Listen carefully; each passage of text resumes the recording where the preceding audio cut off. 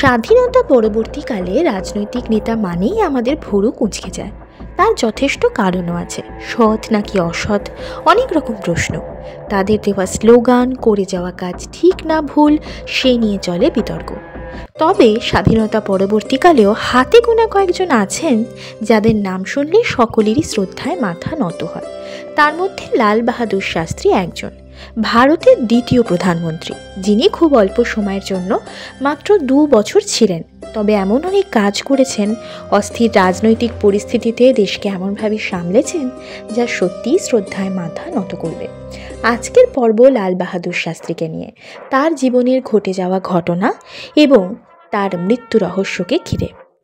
লাল বাহাদুর শাস্ত্রী ভারতের দ্বিতীয় প্রধানমন্ত্রী। জয় জওয়ান জয় কিষাণ স্লোগানের জন্য অত্যন্ত বিখ্যাত। সৈনিক এবং কৃষক উভয় শক্তির ওপর জোর দিতে বলেছিলেন লাল বাহাদুর শাস্ত্রী। তার পদবি কিন্তু আসলে শ্রীবাস্তব শাস্ত্রী। তিনি উপাধি পেয়েছিলেন। সার্ভেন্টস অফ পিপলস সোসাইটির সদস্য হিসেবে যোগ দিয়েছিলেন এবং হরিজনদের জীবন উন্নত করবার জন্য কাজ করেন। গান্ধীজির ডাকে সাড়া দিয়ে তিনি যোগ দিয়েছিলেন। জন্মভূমি উত্তরপ্রদেশ শাস্ত্রীকে সংসদীয় সচিব হিসাবে বেছে নিয়েছিল। এরপর গোবিন্দ বল্লভ পন্থের মুখ্যমন্ত্রীতে পরিবহন মন্ত্রী নিযুক্ত হন। 1952 সালে শাস্ত্রী স্বাধীনতা পরবর্তী সময় প্রথম পরিবহন মন্ত্রী হিসেবে নিযুক্ত হয়েছিলেন। তবে পরিবহন মন্ত্রী হওয়ার পর তিনি কিছু উল্লেখযোগ্য কাজ করেন, যেমন প্রথম মহিলা কন্ডাক্টর নিযুক্ত করা। এরপর পুলিশ বিভাগীয় মন্ত্রিত্বে থাকাকালীন উচ্ছৃঙ্খল জনতাকে ছত্রভঙ্গ করতে লাঠিচার্জের পরিবর্তে প্রথম জলের ব্যবহার করার কথা বলেন। 5 ফুট 2 ইঞ্চি লম্বা এই ব্যক্তি সবসময় ধুতি পরতেন।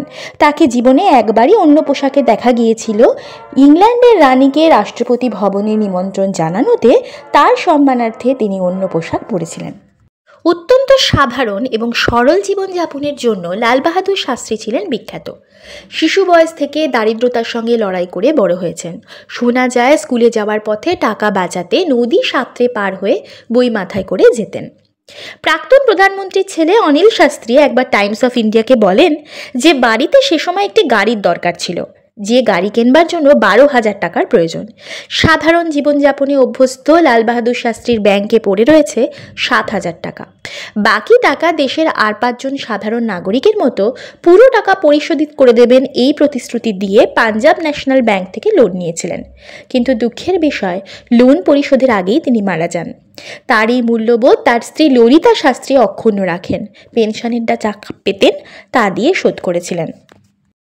সোভিয়েত ইউনিয়নের তাসখান শহর, 11ই জানুয়ারি 1966, রাত 1:20। গভীর রাতে আচমকাই দরজায় আওয়াজ পেলেন জেএন সহায়। সহায় হলেন লাল বাহাদুর শাস্ত্রীর সচিব। প্রধানমন্ত্রী এসে জানালেন হঠাৎই তার বুকে ব্যথা হচ্ছে। কিছু বুঝে ওঠবার আগেই রাত 1:30 বাজতে না বাজতে মৃত্যুর কোলে ঢলে পড়েছিলেন শাস্ত্রীজি। পরদিন সকালে বিমানবন্দরে এসে পৌঁছেছিল তার মৃতদেহ। উপস্থিত সকলেই দেখেছিল তার শরীর নীল হয়ে গেছে। প্রশ্ন উঠতে শুরু করে, শুধুই কি হার্ট অ্যাটাক নাকি এর পেছনে রয়েছে গভীর ষড়যন্ত্র? তবে কে বা কারা তার মৃত্যুর জন্য দায়ী ছিল আজ এত বছর পরেও তা পরিষ্কার হয়নি। আঙুল উঠেছিল অনেক দিকেই, তার মধ্যে ইন্দিরা গান্ধীও ছিলেন। তবে সেটি ধোপে টেকেনি। সময়টা জানতে হবে গত শতকের 6-এর দশক। সদ্যই মৃত্যু হয়েছে জওহরলাল নেহেরুর। ভারতের দ্বিতীয় প্রধানমন্ত্রী হয়েছেন লাল বাহাদুর, যদিও তিনি চেয়েছিলেন ইন্দিরা গান্ধী বা জয়প্রকাশ নারায়ণের মতো কাউকে বাছা হোক। সেই সময়কার সংবাদপত্র থেকে জানা যায় শেষ অবধি লাল বাহাদুর শাস্ত্রী প্রধানমন্ত্রী হয়েছিলেন দলীয় সিদ্ধান্তে। এরপর ভারত পাক যুদ্ধ অত্যন্ত দায়িত্বের সাথে সামলান এবং ভারত তাতে যেতে সন্ধি করার স্থান ঠিক হয় রাশিয়া। অগত্যা 1966 সালের 10ই জানুয়ারি সেই চুক্তিতে স্বাক্ষর করতে রাশিয়ায় উপস্থিত হয়েছিলেন লাল বাহাদুর শাস্ত্রী ও পাক রাষ্ট্রপতি মোহাম্মদ আইয়ুব খান। বিকেলের মধ্যে চুক্তি সই হয়ে যায়। সন্ধ্যায় এক পার্টিতে হাসি মুখে কথা বলতে দেখা গিয়েছিল 2 রাষ্ট্রনেতাকে। তখনও পর্যন্ত সব ঠিকঠাক। সে সময় কল্পনাই করা যায়নি কয়েক ঘন্টা মাত্র আয়ু অবশিষ্ট আছে আমাদের দেশের দ্বিতীয় প্রধানমন্ত্রীর।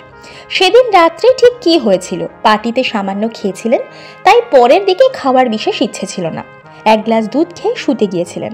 তবে রান্নার দায়িত্বে পুরনো যে 20 বছর ধরে রাঁধুনি ছিলেন তাকে সরিয়ে অন্যজনকে নিযুক্ত করা হয়েছিল বলে জানা যায়। পর প্রধানমন্ত্রীর সঙ্গে ফোনে কথা হয় তার পরিবারের। ব্যক্তিগত সচিব ভেঙ্কট রামানির সঙ্গেও তার কথা হয়। উভয় ক্ষেত্রেই প্রবীণ নেতা জানতে চেয়েছিলেন তাসখন্দের এই চুক্তি দেশবাসী কিভাবে নিচ্ছেন। উত্তর পেয়েছেন একই, গোটা দেশ তার পাশে রয়েছে। শুনে খানিক আশ্বস্ত হয়ে তিনি চলে যান। রাত ঘনায় আচমকা অসুস্থ বোধ করেন। রাশিয়ার এক চিকিৎসক দ্রুত দেখতে আসেন। চিকিৎসা শুরু করতে না করতেই শেষ নিঃশ্বাস ত্যাগ করেন 2টো নাগাদ।